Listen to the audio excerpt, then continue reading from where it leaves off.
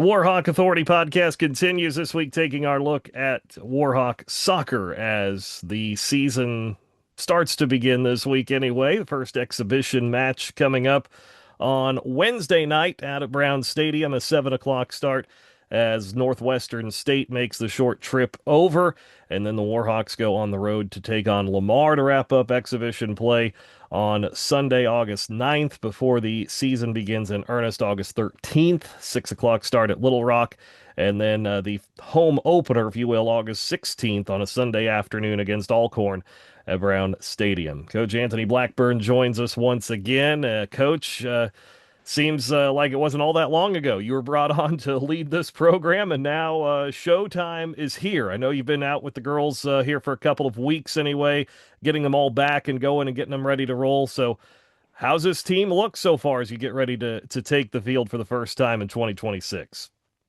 Yeah, like you said, I think it's crazy how fast it's come around since last time we spoke, and we were talking about how excited I was and we were, and now it's upon us, like you say. So the team's looking great. The girls are looking fantastic, and we've got a great group of returners as we talked about in the spring, and they've just been unbelievable in leading the culture and the way that we want to be as a team. And having them back, obviously, this year being the first year that we can get them back 2 weeks early has been pretty much 2 weeks has been phenomenal because we've not had to force so much into, you know, 7 days and try. It's great for them. Above all, it's putting them first, which has been fantastic. So we're super excited. I can't wait to get started against Northwestern and just get a benchmark of where we're really at versus where we think we're at, which we obviously feel really optimistic and excited about. So yeah, we're really looking forward to get going on Wednesday. We have seen over the last few seasons just how competitive this program can be in the Sun Belt to win a Sun Belt regular season championship last season, and you've got some pieces back from that group. How have you kind of used that returning group as kind of that foundation to continue to build upon what was here and try to take it to the next level?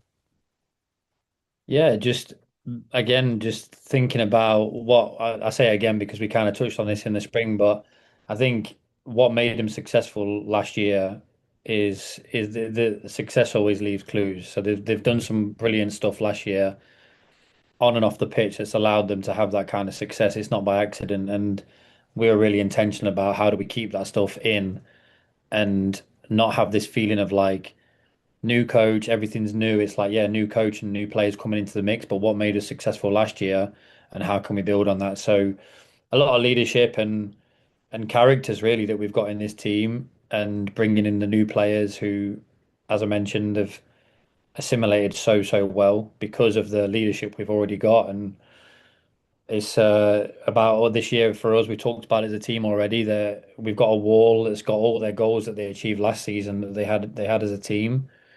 And the two key ones that are not on there are, oh, sorry, that are not ticked off are winning the Sunbelt tournament and getting to the national tournament. And so that is our focus this year. And we're not looking beyond anybody. I've told them that the next game is the most important game. We're not focused on any game apart from the next one. So it's going to be Northwestern State, then it's going to be Lamar, and then as you said, it's Little Rock, and then it's Alcorn, and from then it's one in a row. That's what we're looking at. So yeah, we're excited. I can't wait.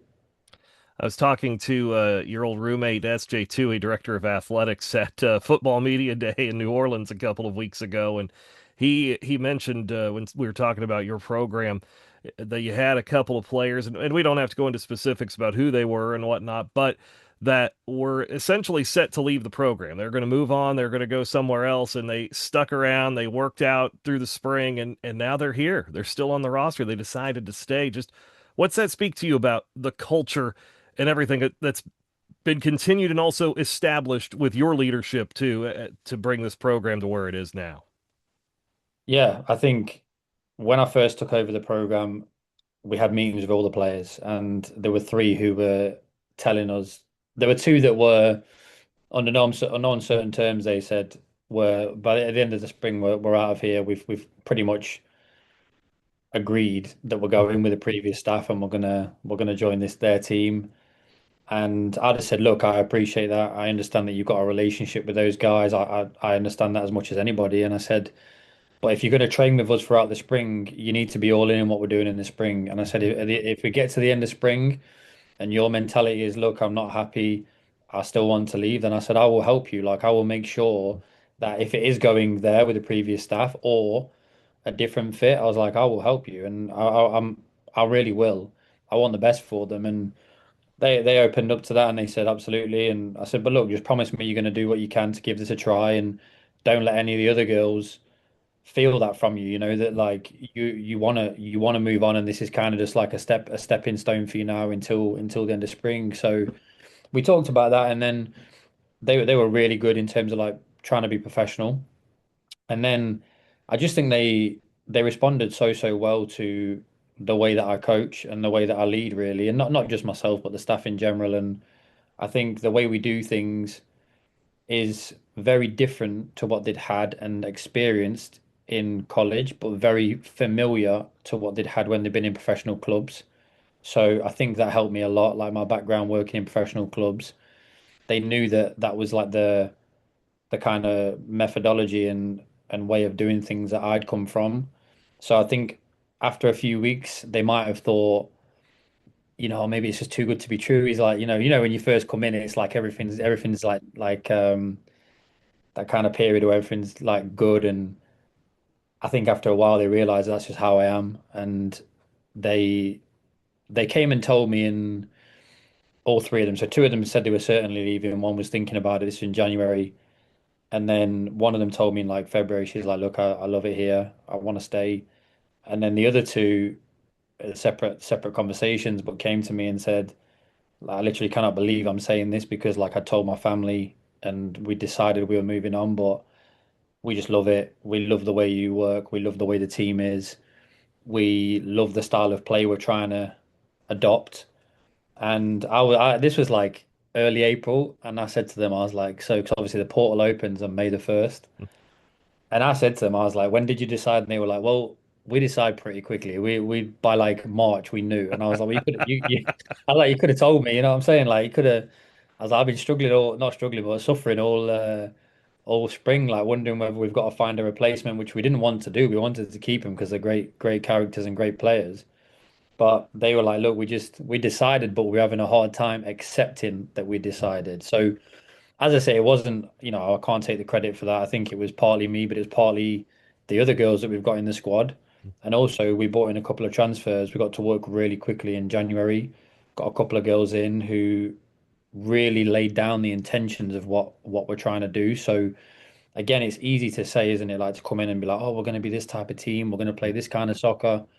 But then they see the kind of players and profiles that we're bringing in, and they're like, okay, this guy's for real in what he's saying. Like this is what we're trying to do, and that's been further backed up by the 10 players that we brought in now for the fall. So yeah, I mean, I'm really pleased about that, and I'm really proud of it because it speaks volumes for they had a great connection with the previous staff for years, and the previous staff recruited them here, and they had only known me for a couple of months, and I think it speaks volumes about our program here and the trajectory that we're on. So yeah, I'm really proud of it, and I'm really thankful they stayed.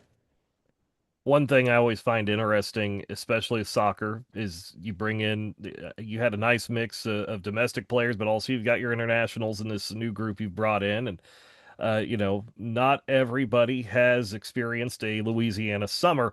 And of course, the hottest weeks of the summer waited for your trainings to get underway for this season to start. Just, I know you got a good group that's been through it before and experienced it, but what is the hardest part about adjusting to that heat, that humidity that I know you're probably trying to train around those peak times, but at the same time, you're going to have some matches that are going to get played where it's still pretty nasty out too. Yeah, I mean, we're fortunate in that quite a few of our players have come from very Mediterranean climates, so Hmm. like Spain, Portugal. So I'd say the heat's very similar in the summer. What's a little bit different here though is the humidity. So it's taken some getting used to. And then we've got one girl international coming from the Faroe Islands where it could not be more different.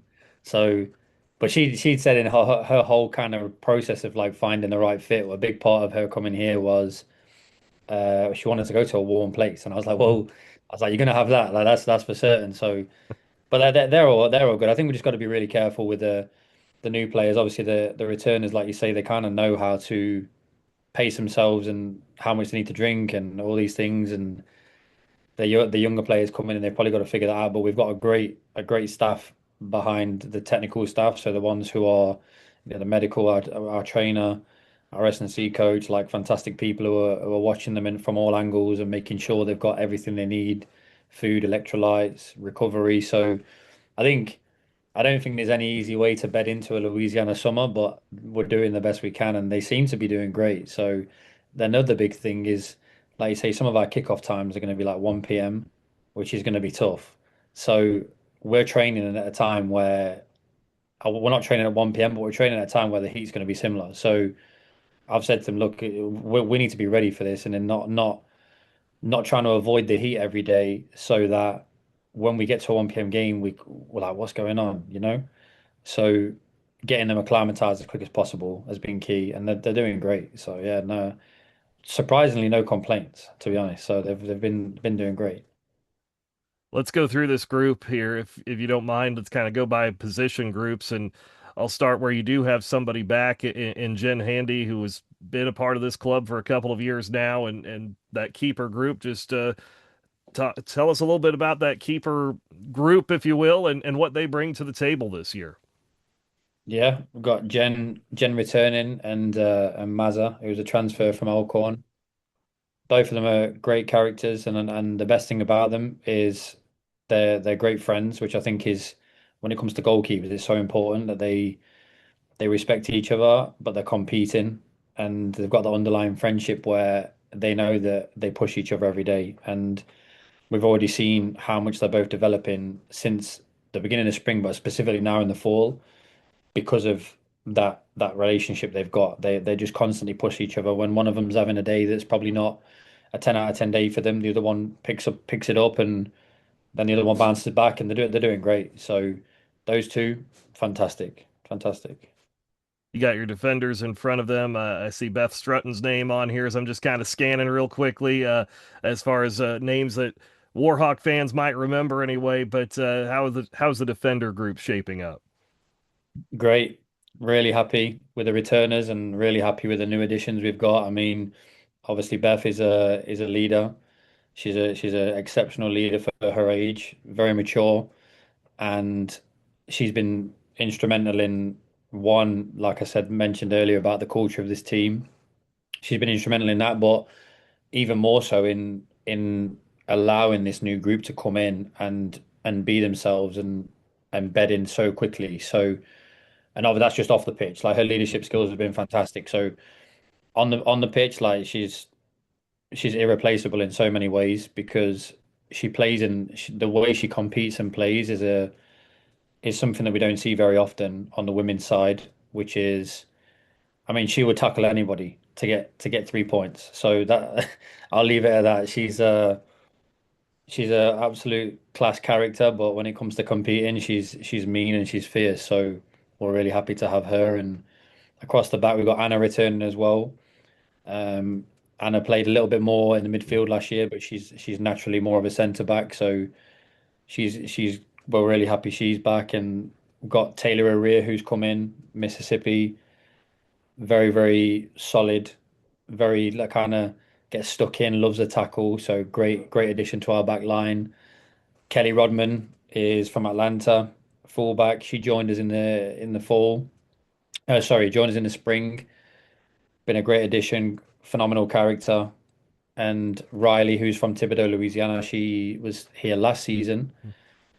Uh, Great addition. I mean, we got so many different profiles across the back that are going to help us in different games when we need different solutions. And then in terms of new ones coming in, we've got Sophie Elderman from Minnesota. She's also had a bit of a shock with the weather, but her mom was originally from I think South Carolina, so they're very familiar with the heat down here.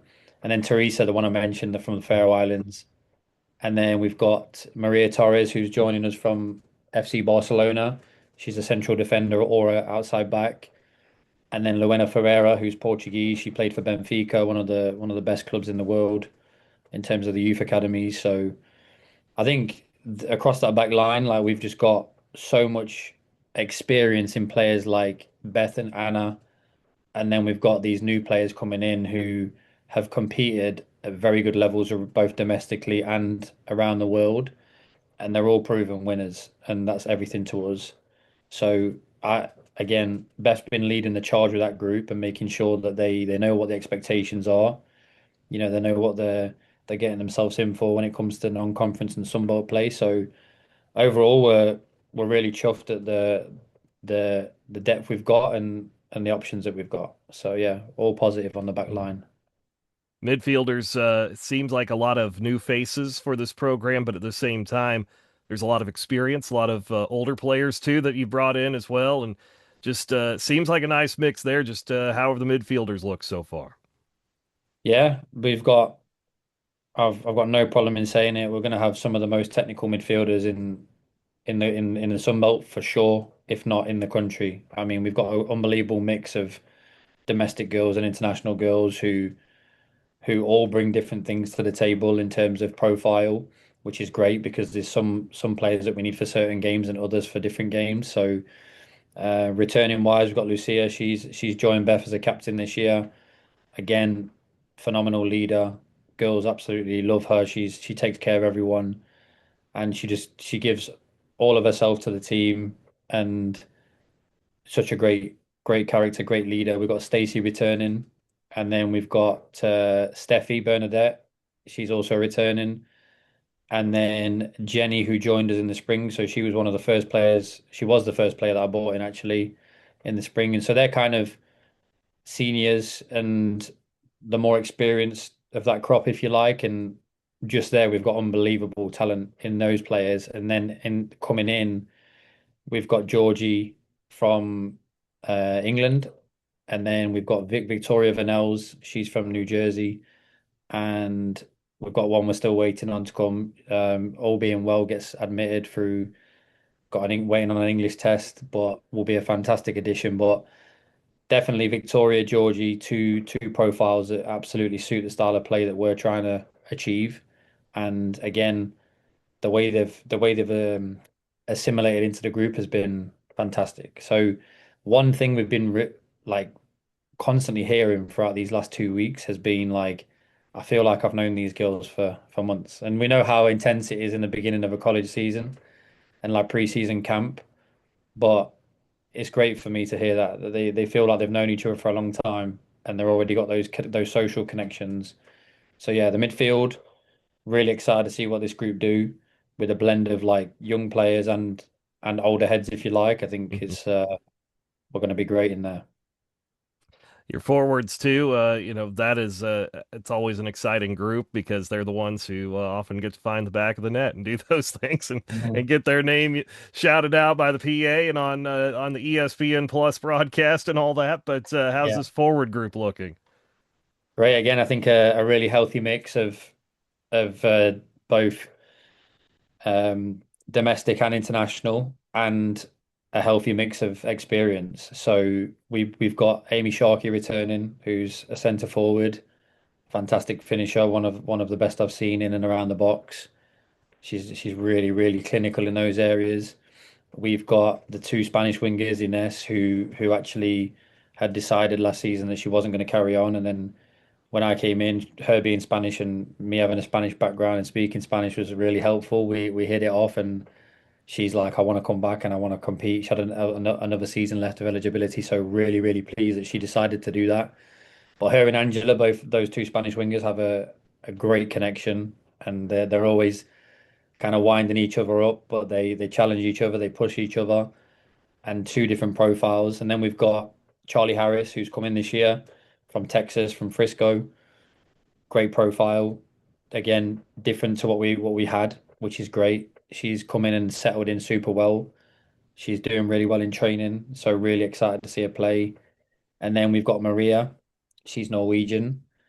Didn't see a whole lot of minutes last year, but I think I think just her being her first year, I think it was kind of challenging for her, but she's absolutely took off this preseason. She's training super well and looking like she's full of confidence, which is great. So really looking forward to seeing her. And then rounding it off with Jade, who we signed from Texas State. So what I mentioned before about bringing in winners is key for us. Texas State, as you know, won the Sun Belt Championship last season and went to nationals, beating ULM. So when she went in the portal and we spoke to her, it was clear to me straight away. I was like, we had to bring her in. Great character, fantastic player, but again, has been on a team that knows how to win, just like our girls. So pretty much everyone I've talked about there, from the goalkeepers to the front line, they are all winners. Whether it is winning here with us last season, whether it's winning with the club they've just come from, or the university they've just been at. So I mean, you can't for me, you can't replace that. You can't replace a mentality that knows how to win, and I think that's going to be our biggest strength this season. As you get into these exhibitions this week, you got Northwestern State, 7 o'clock Wednesday night out at Brown Stadium. Your first chance to see the 2026 Warhawks. Then go to Lamar on Sunday to take on the Cardinals. What do you want to see? Obviously, you want to win, but where these are the exhibition matches, just what do you want to see? How do you approach it? Do you play some different groups together? Just how do you kind of look at these two matches?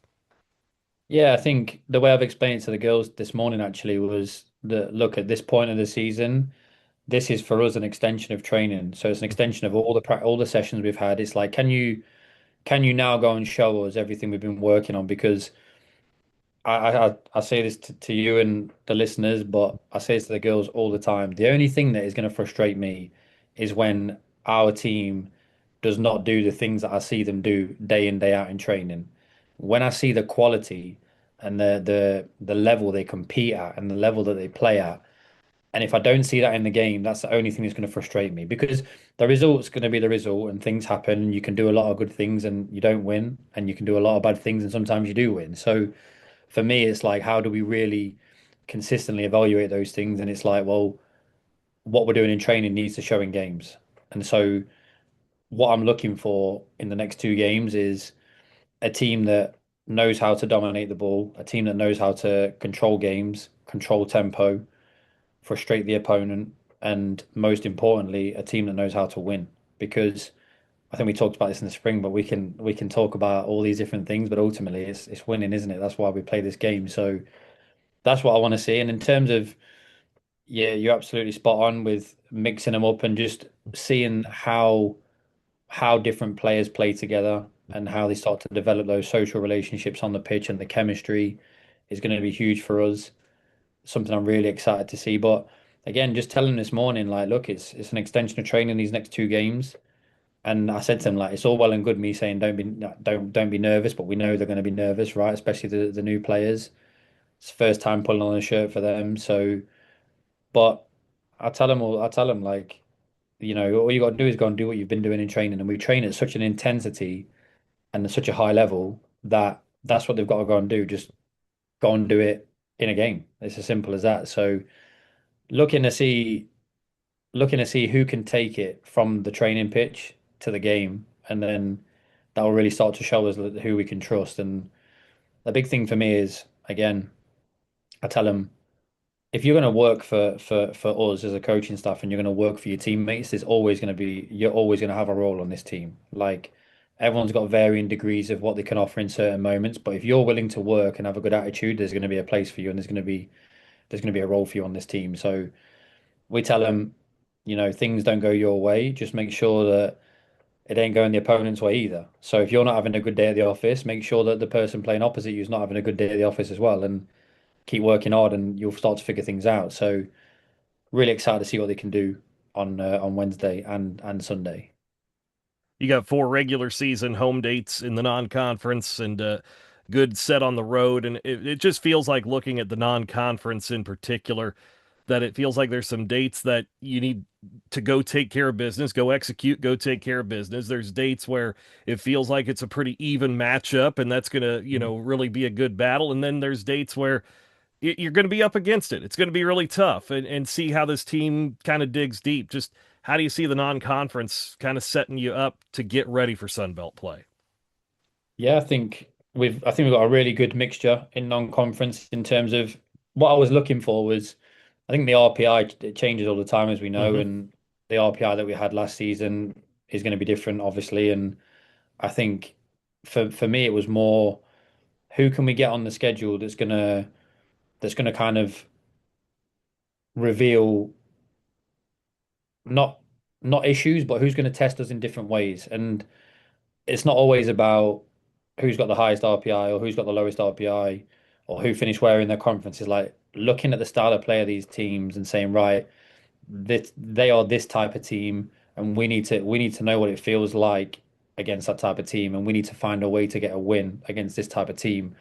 And the reason that I think of it that way is because during a game, like for example, we I could talk all day long about dominating the ball and how we want to be a team that controls the game. However, there's definitely going to be times and periods in that game where we don't dominate the ball, and we've got to win all the duels. We've got to be 50-50. We've got to win headers. And so if we can expose them to as many different styles as possible in the out conference, I think it's gonna be so useful for them as we approach conference. And I think as we wrap up our conference play with pretty much like UAB and then Rice, I think those will be two Hmm. great kind of benchmarks